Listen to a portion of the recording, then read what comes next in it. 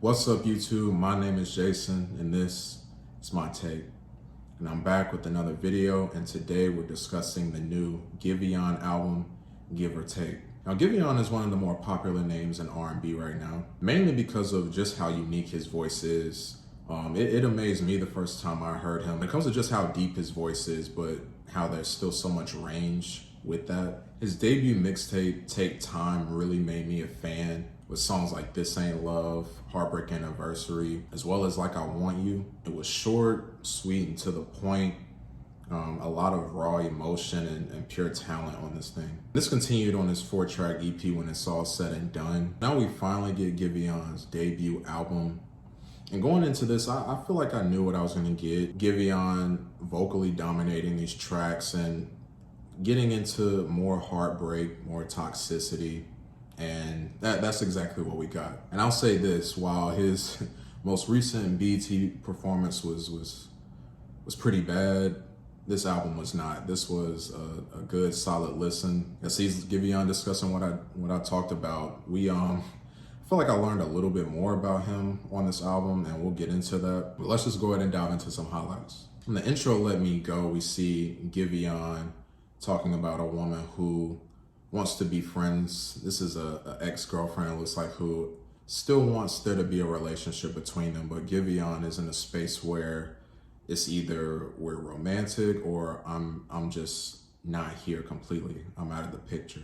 And you know, from the jump, I already know that this album in general is not going to be the brightest. And we see that from the production on this track and every other one here, just how dark the tone is, though there are so many beautiful vocal layers to this, whether it's GIVÄON or his background vocalist. Next, we have the song Scarred. And on this song, we see GIVÄON taking his heartbreak out on the next person. From how his last relationship ended, GIVÄON is taking that into a new one, as he's emotionally unavailable and just overall not caring. Then we have this line here where he says, "My last love was cold, so now I gotta be the coldest."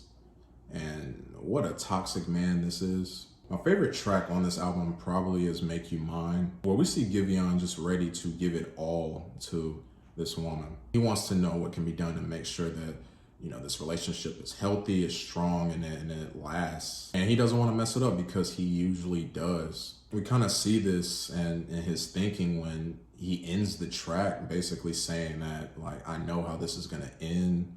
You know, we're probably gonna have our issues, we're probably gonna break up. And we also see that GIVÄON is admitting that he falls very fast. And that could be the source of why his relationships end the way that they do. And him falling fast in this track goes straight into July 16th. In this, we see the timeline of a relationship where GIVÄON is talking about where his feelings are as time passes, and we start 2 weeks into the relationship. And GIVÄON is like talking himself through it and you know, emphasizing how this time he wants to take things slow and really, you know, let this develop. Time passes and he gives us timestamps, and then we get to the 6-month mark where GIVÄON is ready to drop the L word, but doubts that it will be returned by a significant other.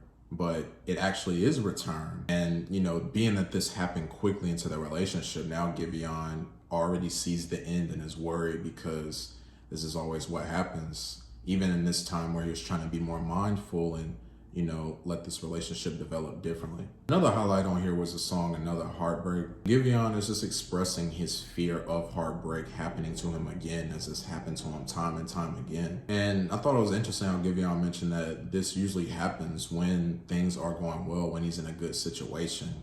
That's when the fear comes out of him. You know, it kind of reminds me of how people can have trust issues, and even being in a good situation, there's always that thought of like, okay, when is this gonna go wrong? You know, what's gonna be the catalyst that ends this whole thing? The outro, Unholy Matrimony, it ends on quite a dark note, as GIVÄON is talking about a hypothetical marriage with the woman specifically that he knows will not end well, will likely end in divorce, specifically because of how they both are in the fast life that they both live. And in this hypothetical, you know, we get this image and this picture of you know, him being at the altar, his wife to be walking down the aisle, and him just saying that everybody is just gonna be so happy at this event, but it would be nice if somebody said something or objected, because this just will not end well. I thought that it was interesting how we kind of saw this throughout the album. GIVÄON just predicting the downfalls of his relationships. Like, it just seems like there's no hope from him in terms of being in a healthy, sustainable relationship. You know, thinking about it, I wonder if we'll ever get some happy moments from him. Kind of reminds me of Summer Walker, but man, is it good music. Now, on the other hand, the song December 11th isn't a bright spot on the album for me. When it comes to production, a lot of these songs are so layered and there's so much to them, and it sounds amazing. But on this song in particular, I mean, it felt very empty. The production was very underwhelming. And even GIVÄON's powerful, dominant voice wasn't enough. The song Trying to Be was disappointing because I wanted more out of the production as well, but it was there. By that I meant the trap drums that were actually on this track, they knocked. The 808 was hitting like it was supposed to, but it came in small spurts. It would come in for maybe 5-10 seconds and just leave.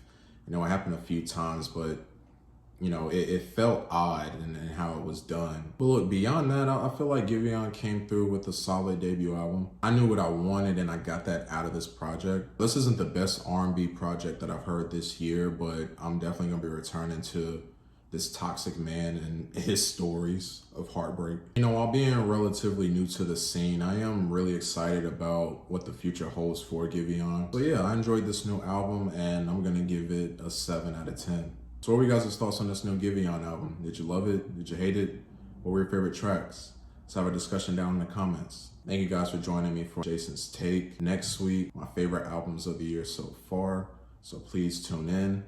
Please like and subscribe to the channel. I'm Jason. This has been my take. I'll see you next time.